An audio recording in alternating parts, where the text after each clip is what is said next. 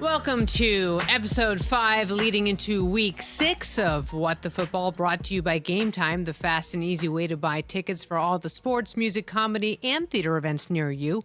Game Time has killer last-minute deals, all in prices and views from your seat, so you know exactly what to expect when you arrive. Take the guesswork out of buying tickets with Game Time. Download the Game Time app, create an account, and use the code WTF for $20 off of your first purchase. Restrictions apply. Visit gametime.co for terms. Again, create an account, redeem the code WTF for $20 off. Download Game Time today. Last-minute tickets, lowest price, guaranteed. Hey, everybody, Michael Irvin will join us soon. We will talk to him about that ending in Miami. What the heck happened with the Hurricanes? We will also talk to him about what the heck happened with Dallas. Amy Trask, we have a lot to unpack with him as well, but I'm excited to talk to you about that. We're in Patriots Raiders week. I have to say I'm wearing a hoodie today, wondering if this is in fact the end of the Belichick era. Well, we don't know if it is, Suzy, but I got to say, I do respect the hoodie, and I wish I'd thought to do the same thing. I don't know what the Crafts are going to do, but I do know this. Whatever they do, it will be well thought out. It will be thoughtful. It will be reasoned. They're not going to act rashly or hastily.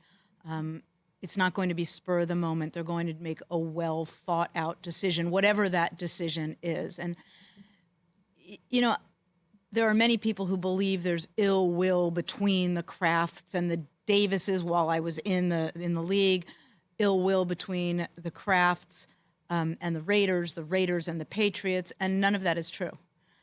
Certainly adversaries on the field on game day, but I have tremendous respect for the way Robert and Jonathan run that team. And in fact, Robert did something that was very, very special to me during my career. There was a point, I think it was roughly 2007, where Al accused the Patriots of tampering with Randy Moss. Well, I heard he made the accusation, and I walked into his office. I said, they didn't tamper. We called them. And Al said, no, they tampered. I said, no. Someone on our football ops staff called the Patriots and asked about their interest in Randy. They did not tamper. Well, Al went on and on and on about tampering. And I just said, we're not bringing a tampering allegation. I'm thwarting this. We're not going to do this. League meeting very shortly thereafter. And I'm checking in. I'm in the league office, in the hotel where the meeting's occurring. And I see Robert Kraft. And I said, may I talk to you for a minute? And you could just see him tense up. I mean, you could just see, it was as if his fists clamped up. He didn't make fists, but that's what it looked like to me. And he said, okay. And I apologized to him. I said, I know you didn't tamper. I'm sorry that Al is accusing you of tampering. I'm not going to let us bring a tampering charge. You didn't tamper. You did nothing wrong.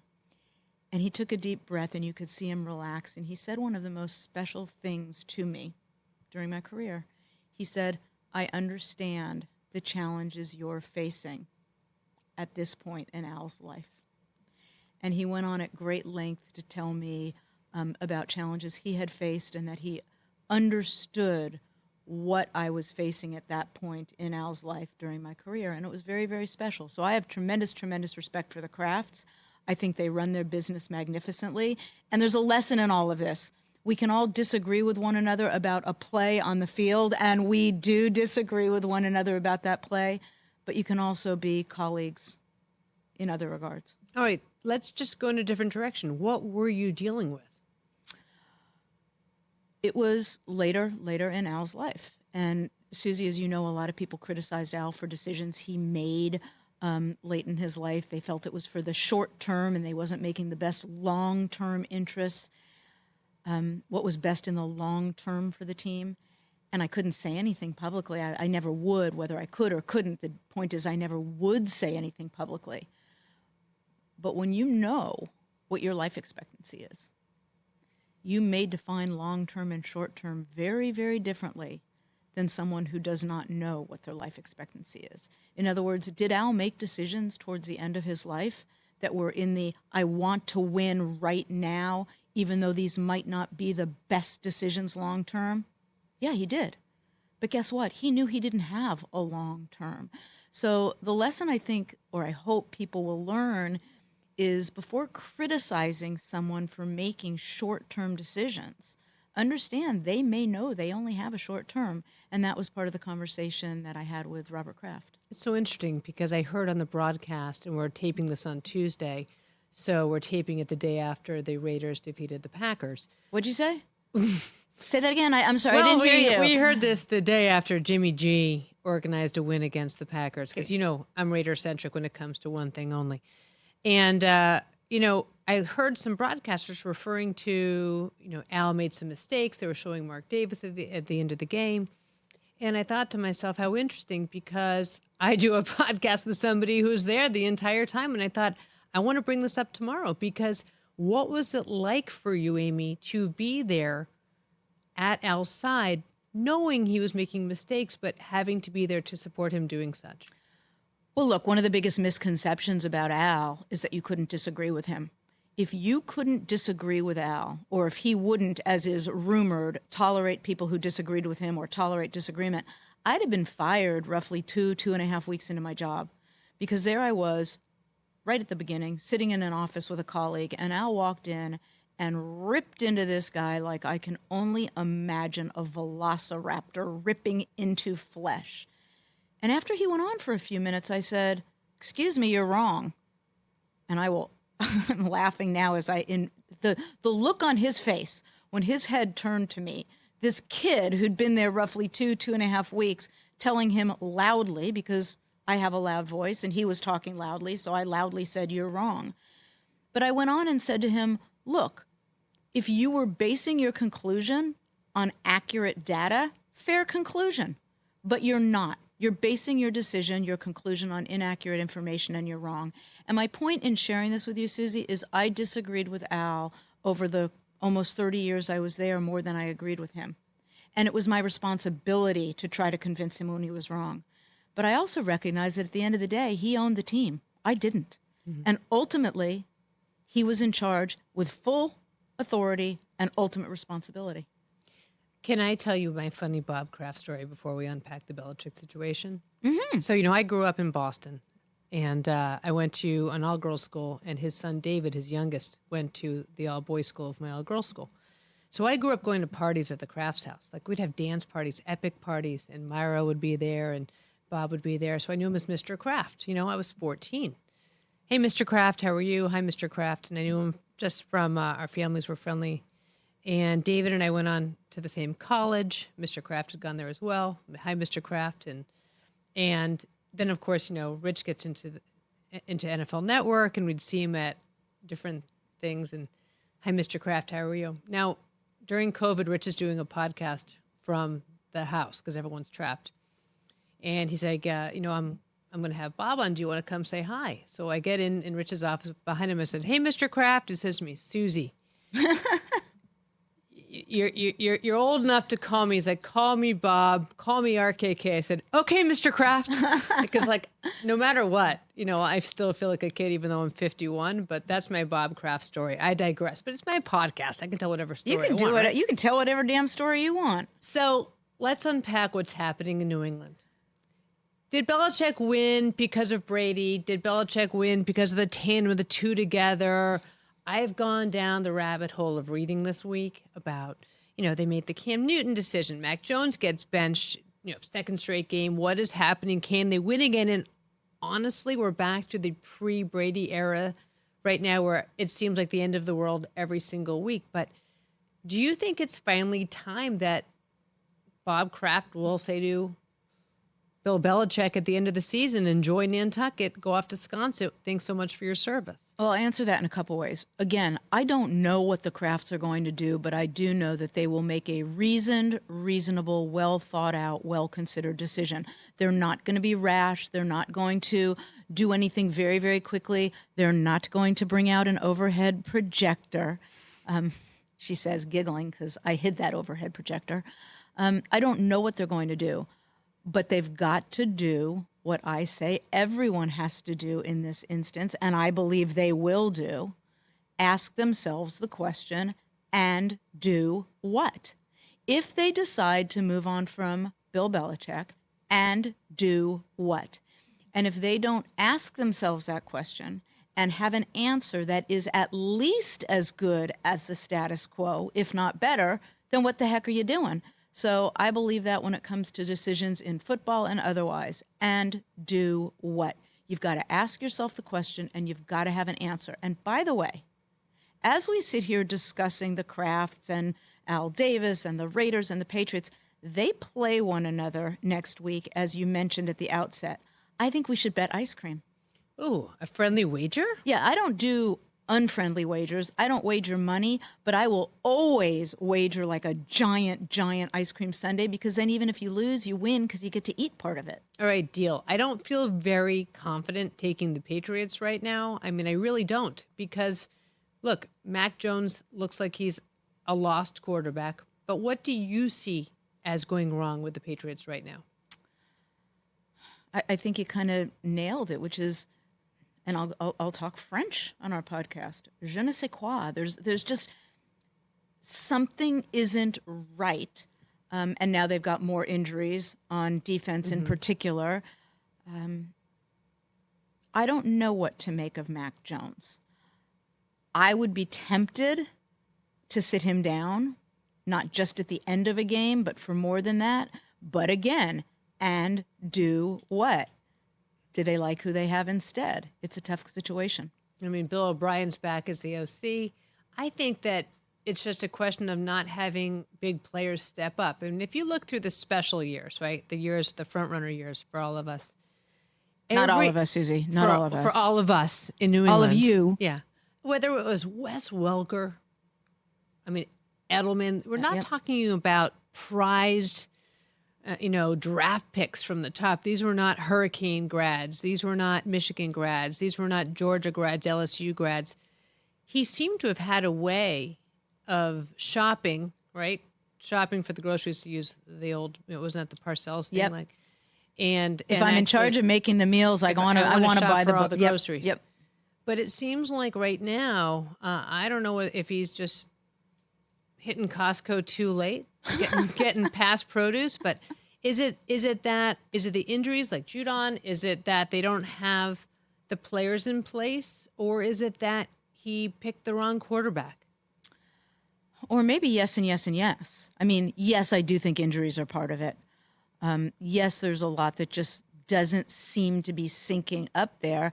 And I'm not convinced Mac Jones is the right quarterback. By the way, while we're on the topic of the Patriots, and I've shared now the secret, which is I think the world of Robert Kraft, I think the world of Jonathan Kraft, and that special moment, which I didn't do a great job explaining because it kind of came out a little bit flibberty-gibberty.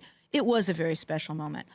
Since we're on the topic of the Patriots, want to talk for a moment about Tom Brady's prospective purchase of a limited interest in the Raiders? Yes, please. Okay. A lot of people think my reaction to that would be, no, I don't like that. Let me tell you something. I hold no ill will whatsoever against Tom Brady. Tom Brady did in that cold, snowy New England game exactly what every fan of every team would want his or her quarterback to do. If you are a fan of a football team, you want your quarterback to do what Tom did. So there's a lot to discuss as relates to that potential interest purchase, but I hold no will against Tom. So tell me, what do you think is happening? Because you did mention when we were sitting before that there has been somewhat of a holdup. Right. League rules as relates to team ownership.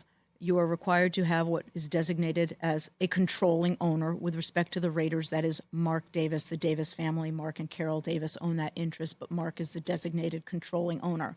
There are also multiple other owners, minority partners. They're sometimes called limited partners. Sometimes they're partners. Sometimes it's a corporation, so they're not technically partners, but they're partners in the non-legal sense. Those who don't own the controlling interest pay less. They get what's referred to as a minority discount. Because if you don't have control and you have no path to control, you should be getting a discount for the interest you purchase. I handled a sale of 20% of the Raiders for Al. He decided at one point, given the death of some of our limited partners, long story short, AIM, you got to sell 20% of the team for me. We didn't have an investment bank. I was his little one-person investment bank. and sold that 20% interest. And you know what? There was a discount applied to it because it was a limited partnership interest which had no control associated with it and no path to control. The issue with respect to Tom and the Raiders is this. There are owners in the league and executives in the league office who believe that the discount being offered Tom for that is too substantial a discount. And that's what apparently is a holdup. And he gets the discount because he's Tom Brady and because he's value added? Is that why he gets the discount? Two reasons. One, any minority purchaser is going to get a discount because they're buying a minority interest, an interest that carries with it no control and no path to control. Look, if I came in right now and said, I want to buy a piece of the Rich and Suzy, or Suzy and Rich, media empire, because, by the way, that's what People Magazine called it. Well, it is an empire. Yeah, I read that in People Magazine. You guys are building a media empire. If I said to you, I want to buy a piece of your empire, and you said, well, Aim, you can buy a small piece, but you're going to have zero control and you're going to have zero path to control. Okay, then what's my minority discount? What's my discount for not having any control or path to control? Tom should get that discount. There may well be, not may well, it's apparent there's also baked into that a discount because of the reason you stated, value added. He's going to bring marketing and marketing opportunities and publicity opportunities. But there are those within league circles who believe the discount being offered is too substantial. Not that there shouldn't be a discount, because there should, but that it shouldn't be as much as is being offered. Really quickly, what do you get for minority ownership? Like, what do you actually get out of that? Such a great question. From an economic standpoint, you get asset growth.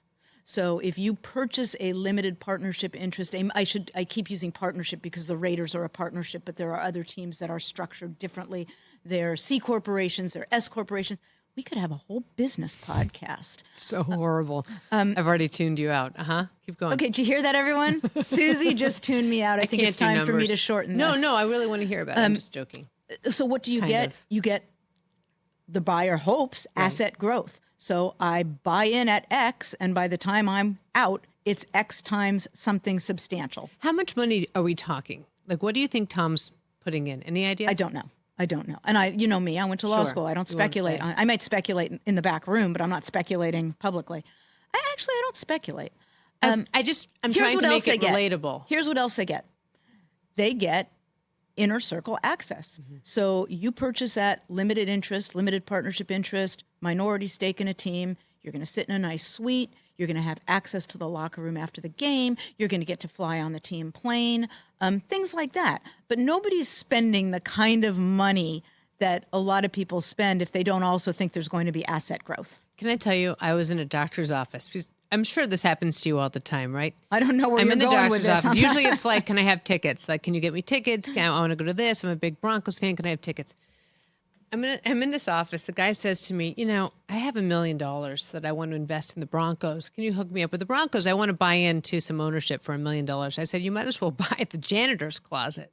If for $1 million. You're not even getting the janitor's closet. And it was so ridiculous. I mean, that's what I'm saying, right? You're not getting the janitor's closet for that. Look, the assets have grown tremendously. By the way, remember I talked a couple weeks ago about there's no such thing as a humble brag, because that's an oxymoron. If you're going to brag, but it ain't humble to brag, so I'm just going to brag. Good. At the time that I sold that interest for Al, that 20%, highest price ever achieved for the sale of a minority interest. And what was it?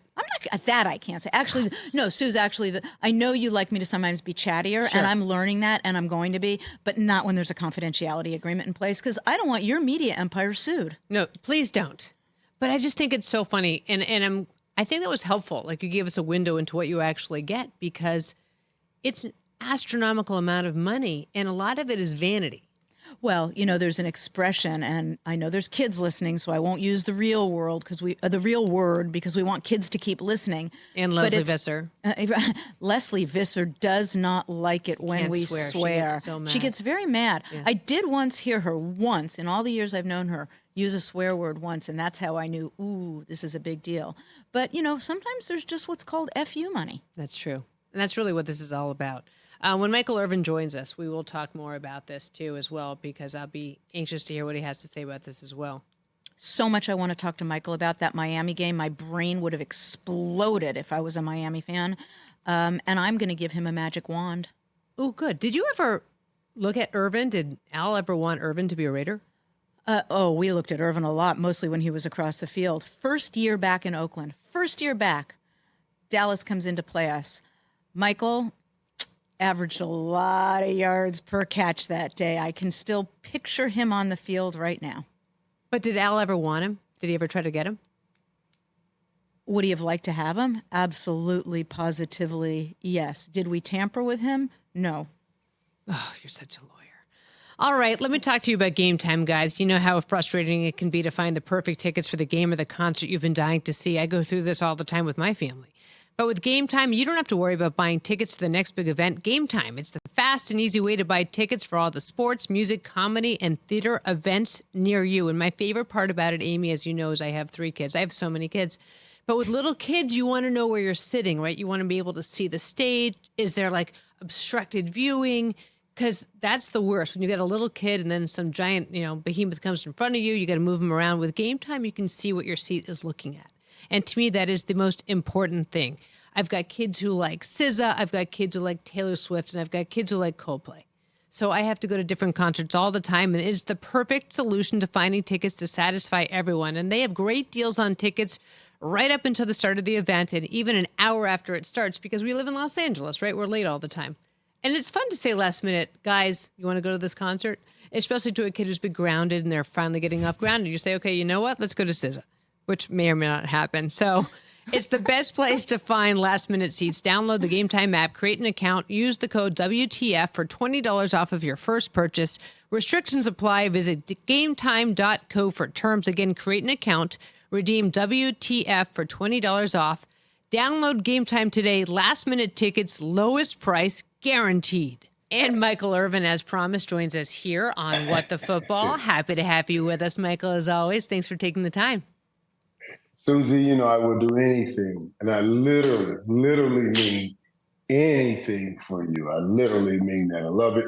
Love you. Love Rich. So I'm just happy to be here with you guys. I'm so glad to hear it, Michael. We want to talk to you about what's happening with Dallas. Let's just face it, because Jerry Jones says he's not panicked coming off of the most lopsided upset in the Niners-Cowboys history. But, Michael, should he be panicking? Well, there's a lot of football to play, right? And Dallas just played clearly the best football team in the National Football League right now. And they happen to have played their best game.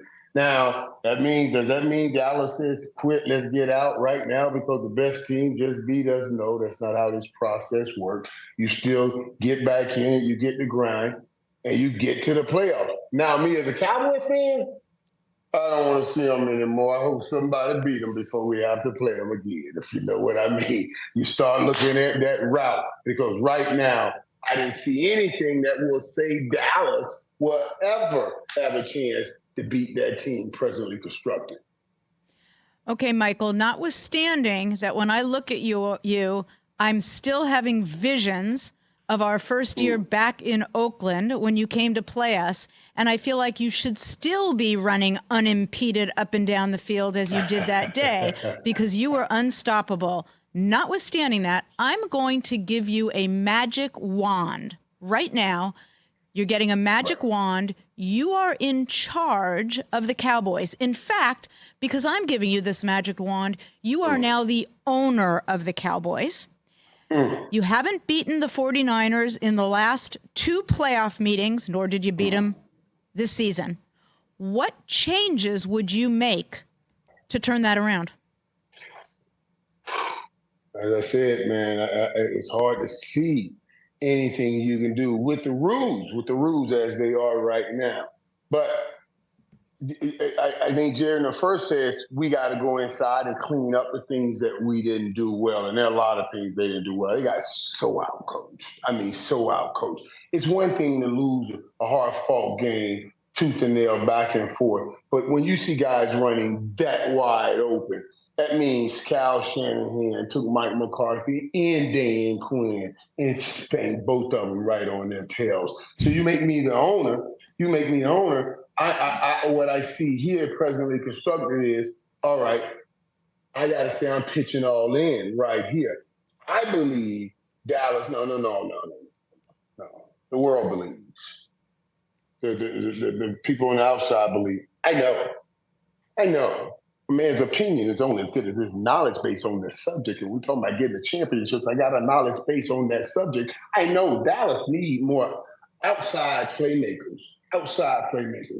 We just hadn't gotten any production out of Michael Gallup and Brandon Cooks that will support what they're trying to do. So you can go inside and say, I can improve those two while I'm looking over the next few weeks before I get to that trade deadline. And if none of that happens, I got to go out and get me some help to make sure I have something for that stretch run. That would be the first thing I do. I would look at those outside receivers and the production that's around the CeeDee Lambs.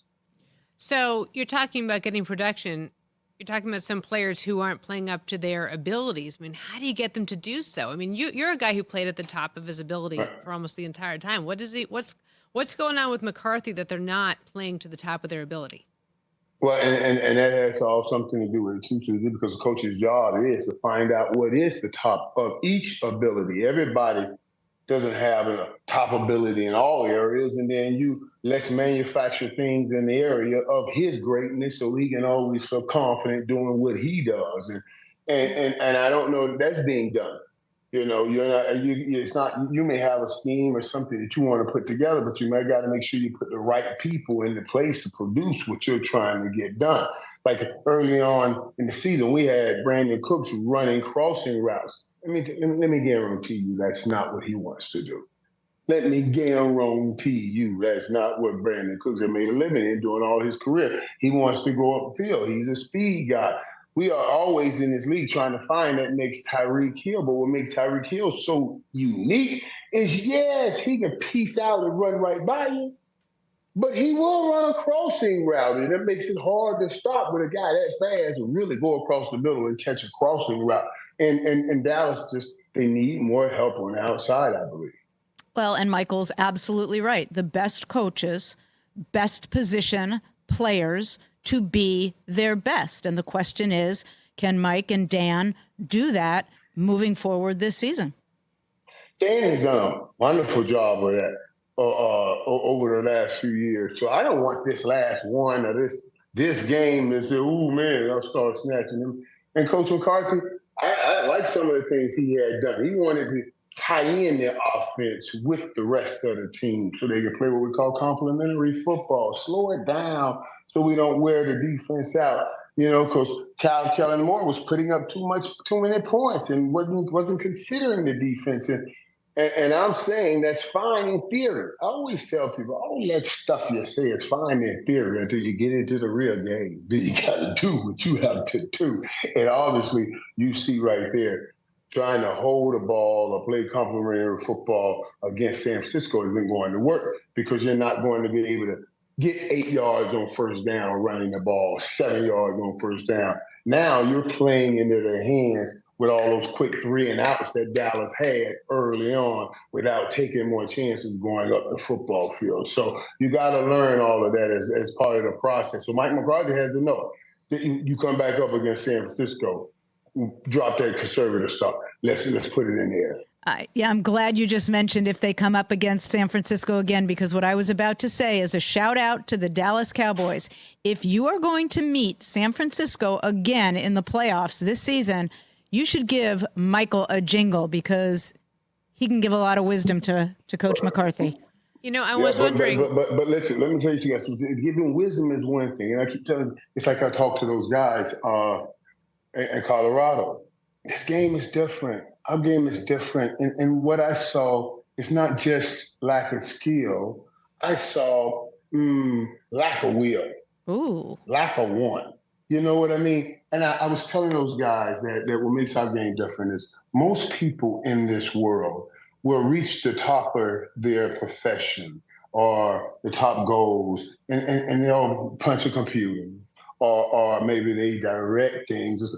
But it's not like what we do. What we do is hand-to-hand and man-to-man combat. So that means in order for me to succeed, I'm going against another man. that he wants to succeed. So in most worlds, if you prove your skill, you can get to the top. But in this world, you can improve your skill, but you have to also deepen your will since you're going up against a grown man that wants to feed his family, that wants a great life. And even though we can work on the skill side for the Dallas Cowboys, I question the will. I didn't see enough want to in that situation, to be totally honest with you, that it'll go take it from the 49ers. I just didn't see it. So does Dak Prescott have the will, Michael? What are you seeing from him? I know Dak wants to win. Dak wants to win. But Suzy, ask anybody in the world if they want to win. And everyone will tell you yes. I don't need people that want to win. I need people that want to win more than any damn body, more than every damn body.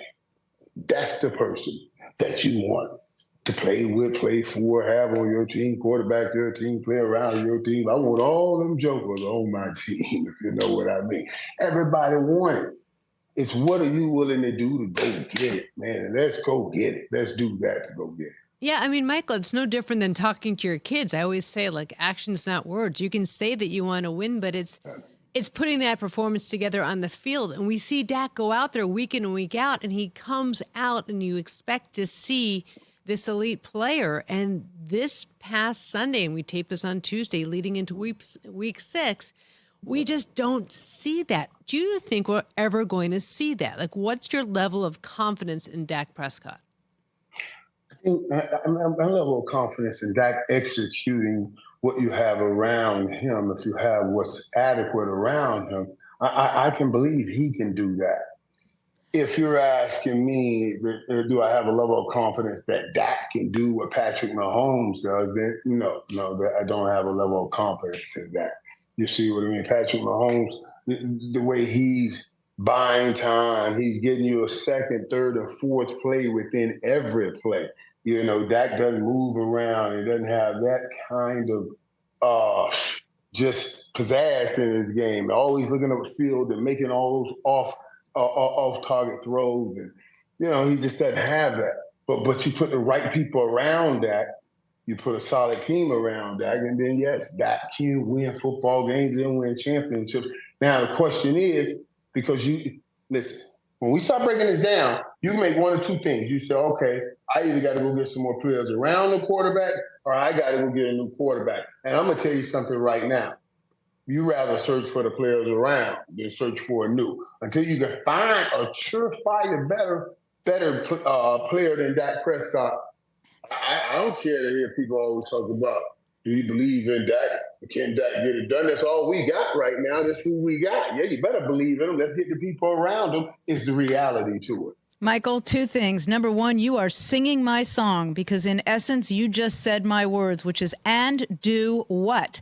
Before you can decide if you want to move on from Dak, you got to ask, and do what? Who can you get that's better? And I want to tell you something. When you were just talking about a difference between saying, sure, I want to win because everybody wants to win, and wanting to win more than anything, you gave me goosebumps. And if I was on the sideline, I would run in and block for you. Well, and see, because that matters. You know what that is, to drive and to want something. So, you know, you guys will work to get where you are. So you know what that is. And one thing Bishop said to me, my bishop said, I said, man, you know, work so hard. Any father that's worth anything ultimately wants to work hard, and he wants to raise it up, and then he wants to take it as high as he can. But he wants his kids to use that ceiling as their floor, and whatever he leaves, take it higher. You know what I'm saying? Use my ceiling as your floor and go do some things with it, man. That's what all great fathers do. So Suzy, you know what winning is. You want to pass that on to your kids.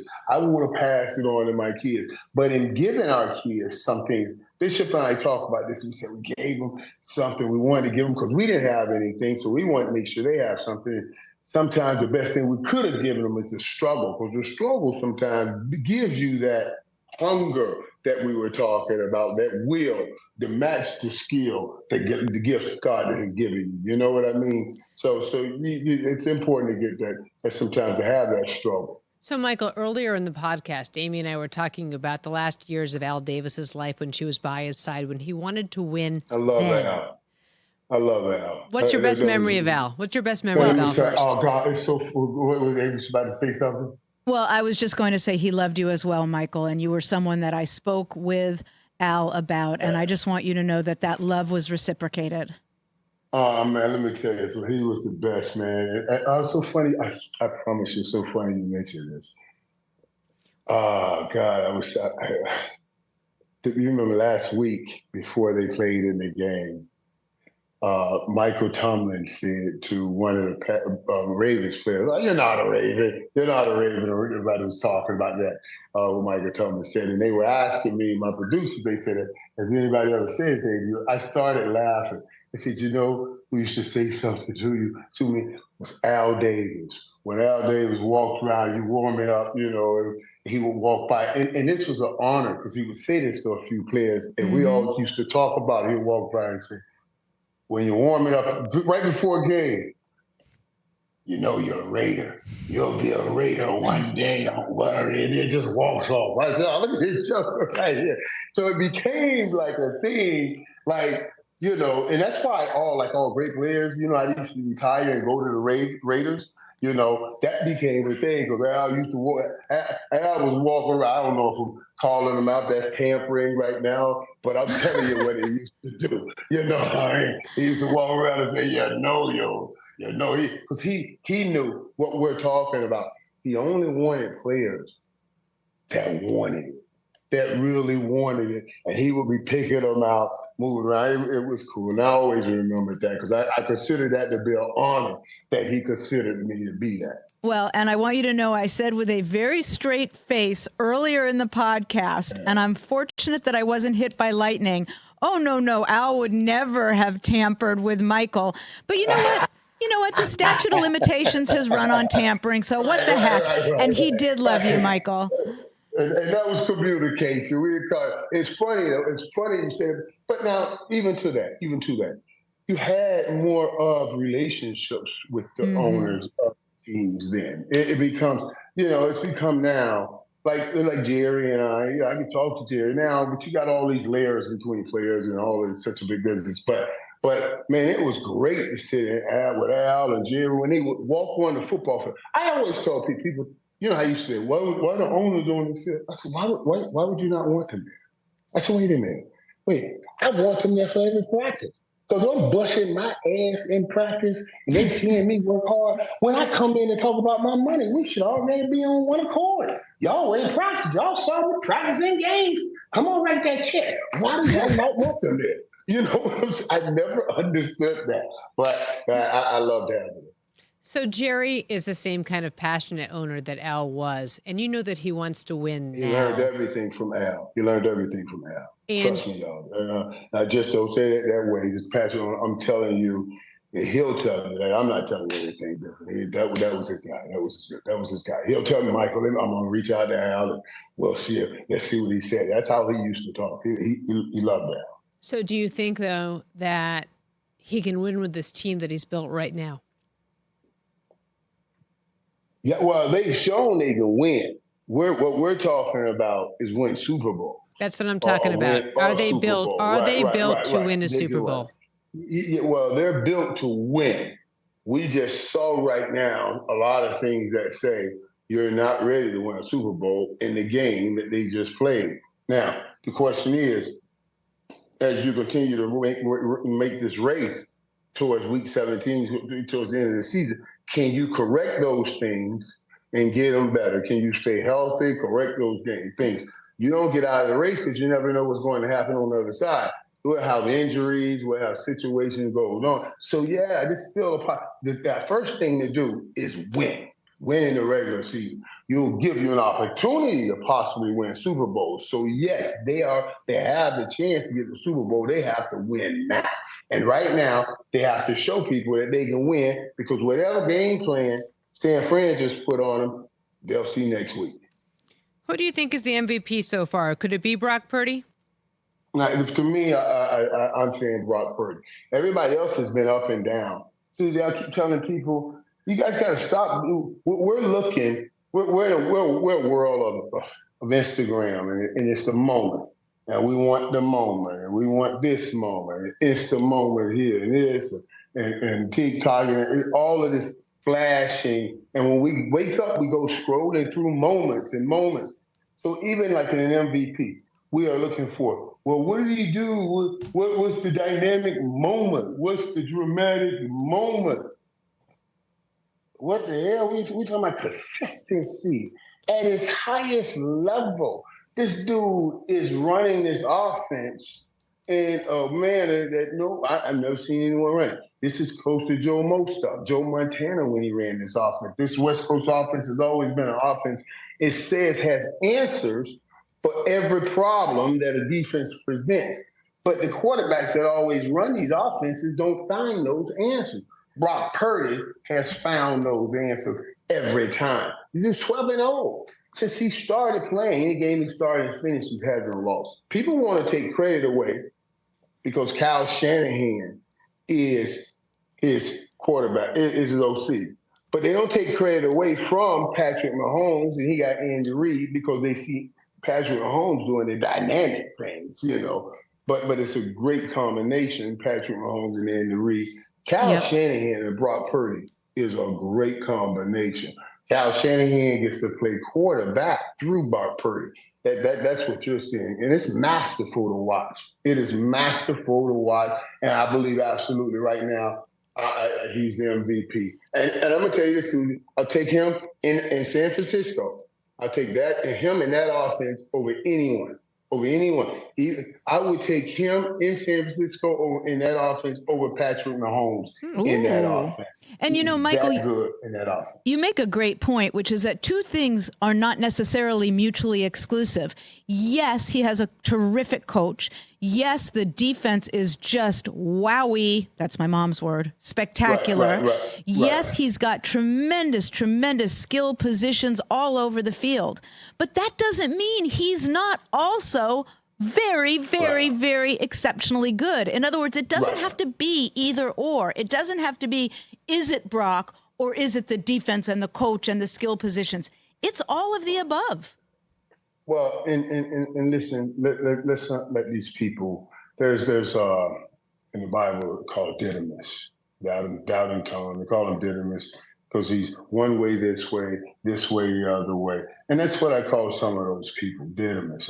That's just you're speaking out of one side of your mouth one time, and then the other side of your mouth all day, every day. What do you say? The quarterback is the most important position. Without the quarterback, you can't do anything. Quarterback was an important position. And now this kid comes along because everybody missed him. So if he's somebody great, that means we all must be not as great as we think we are. And we refuse to just accept the reality that, hey, this is that, and let it go. And he's now all of a sudden the quarterback ain't the most important position. Well, look at all he has around him. Stop. We already declared they're the most important. You can have that same team, and virtually they all did. Jimmy Garoppolo had that same team. Yep. It didn't look like this. He had some of that same talent. It didn't look like this. You know what I'm saying? Let's stop playing. It just didn't look like this. Before we let you go, Michael, a guy we want to talk about is Deion Sanders, because you were just there in Colorado. Yeah. You were just there with him talking to the team. So I want to know what that experience was like. And also, what are you seeing in your former teammate who has taken on a larger-than-life persona as a head coach now? You know what's great? It's so funny that I said I was talking to somebody about that the other day. I guess I'm getting old. At 57, we're talking about Dick Buckers. God bless him. We went from time to eternity the other day, and we were talking about, man, look, what's the greatest things? What are the things you're most happy about?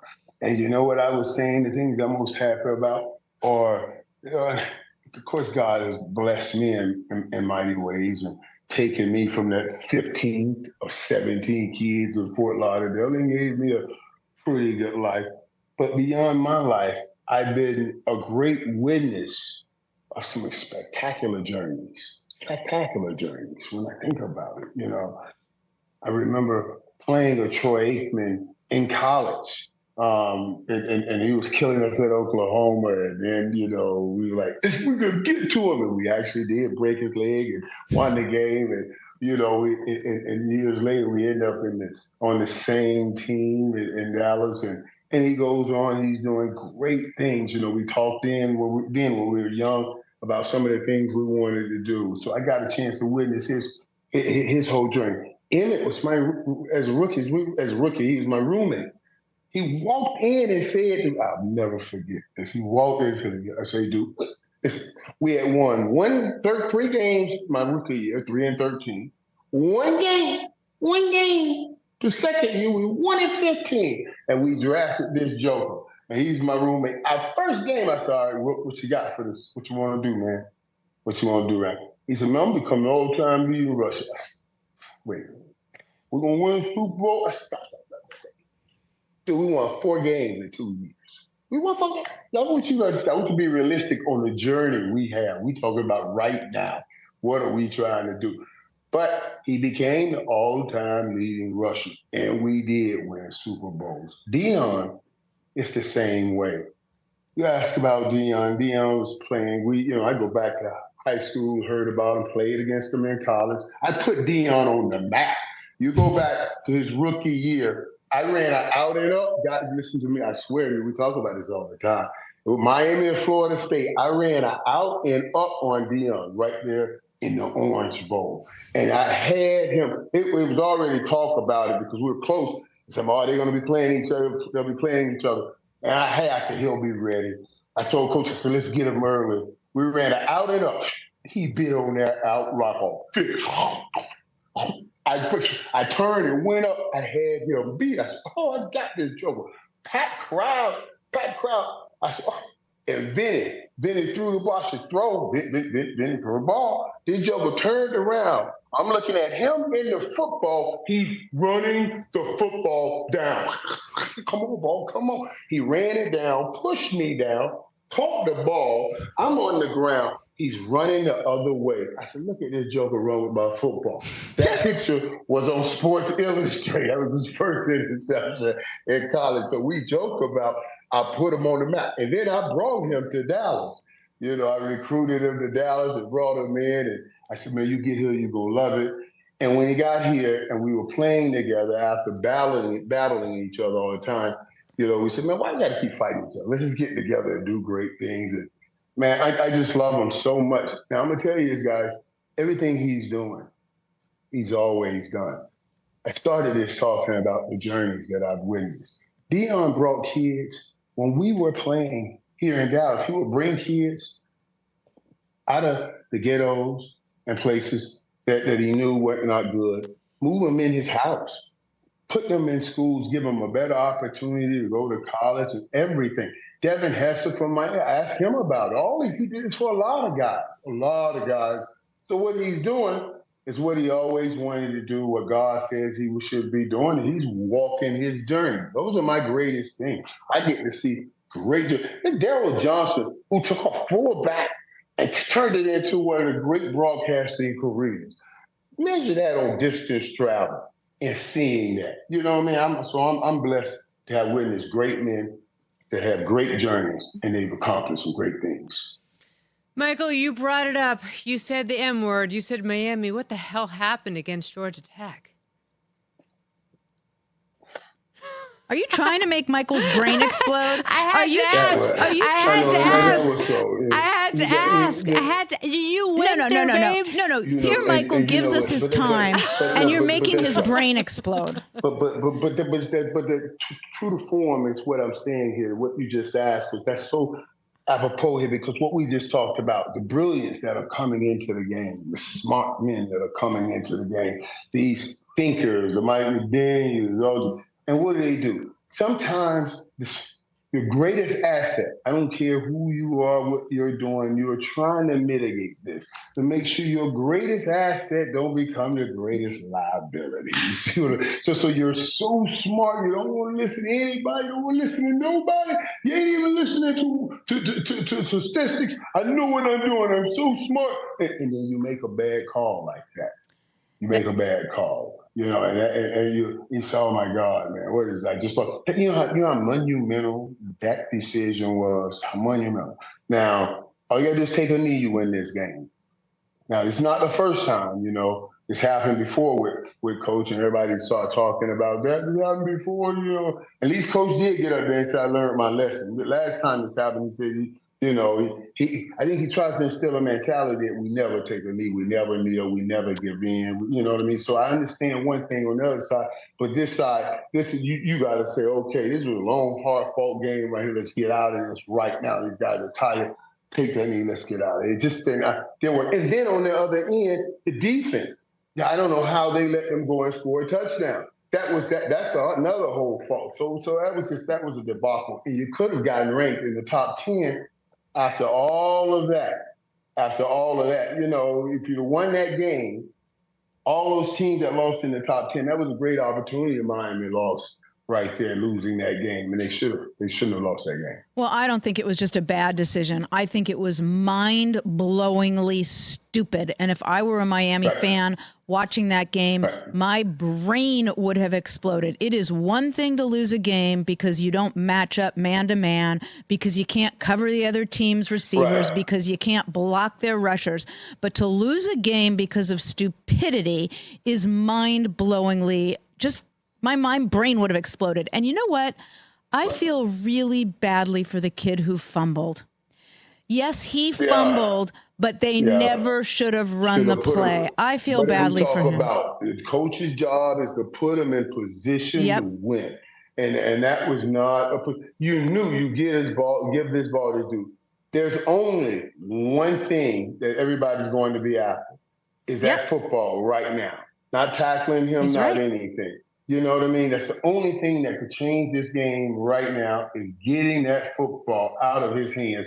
And what do? Run the football in it. Stupid. All you got to do is it's crazy. It's absolutely crazy. And I don't know, I'm thinking, if the running back just got it and then fell down? You know what I mean? But, hey, I don't know. He has to play hard. That's what the coaches tell him to do. It was just bad.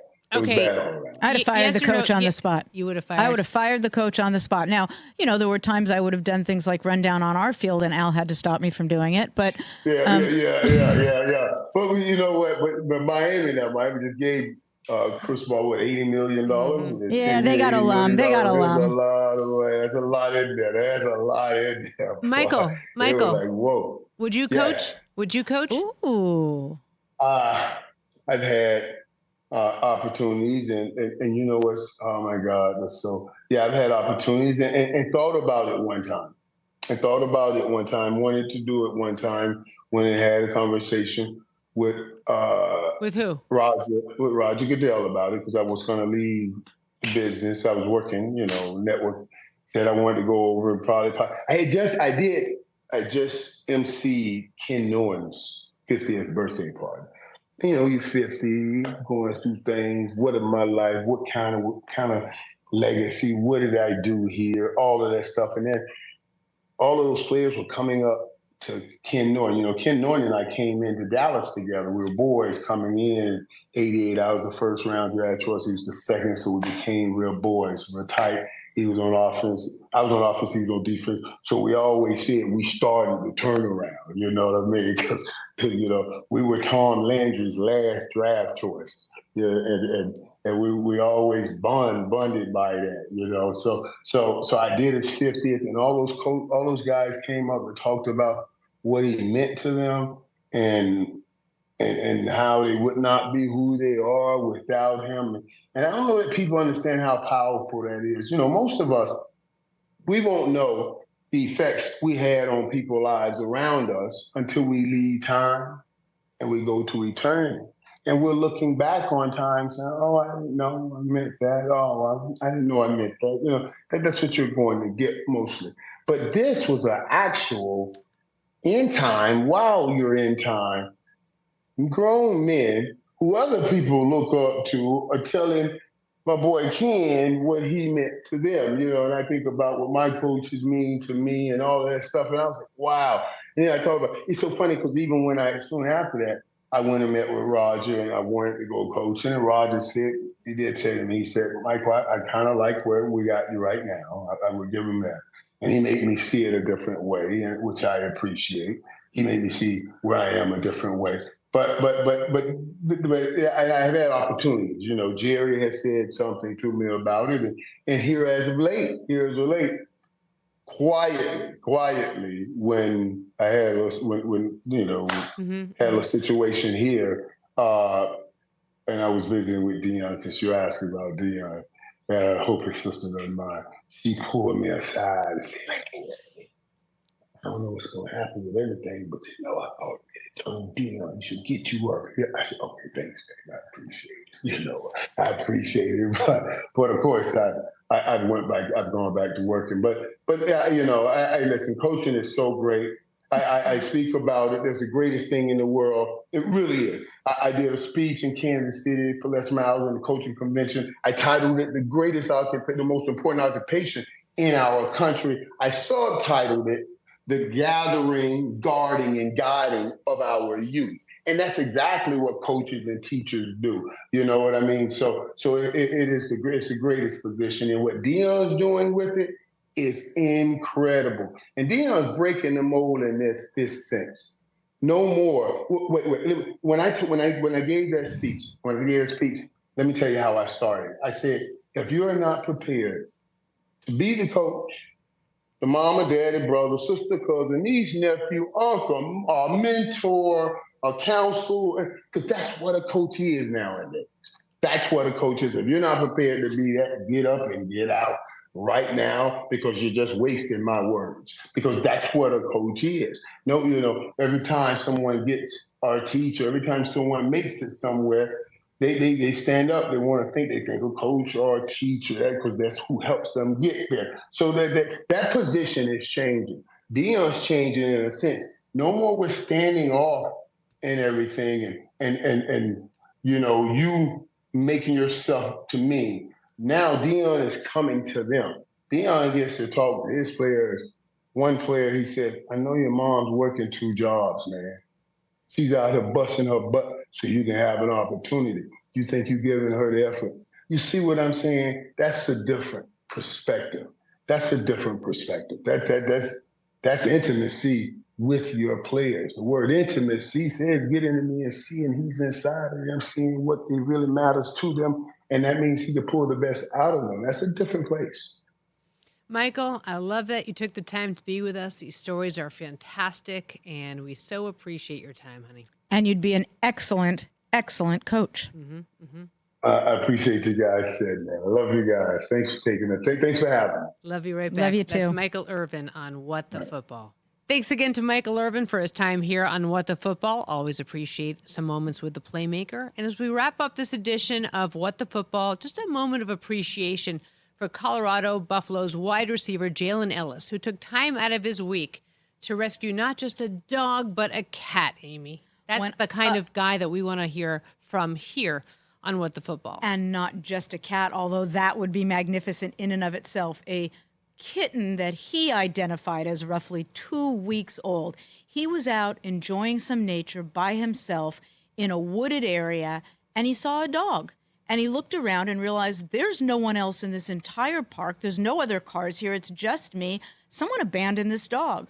So he saved and rescued and cuddled and embraced the dog, and then saw an itty-bitty kitten who he also took home. He saved these animals. I love him. I love him. I love him. Not in a weird or creepy way, but I love him. I love him. He's keeping the dog. Jalen, keep the kitten too. And until you are out of college, I will pay all vet bills associated with that kitten. You know what? You keep the kitten too. I'm going to pay all the vet bills for both of them until you're out of college. I love you. I love you. I love you. And Con Schwartz, Marini, make sure you tell Jalen I love him and give him a hug for me when you were at the Buffaloes game with Deion Sanders this week. Yeah, I mean, that is it, right? That has to be the Deion effect spreading over. We know that it is. And I really have to say, for us, we're both huge dog rescue people, do not buy a dog, rescue a dog, go to your shelters, find one there. And what she means by dog is dog and cat. We are both big animal rescue people. And you're absolutely right, Suzy. Adopt, don't shop. And I love this young man. I will root for him for his whole life, not only on the field, but off the field. And we love it. We love it. Thanks again for taking in this edition of What the Football. We will see you each and every Tuesday. Have a great week, everybody.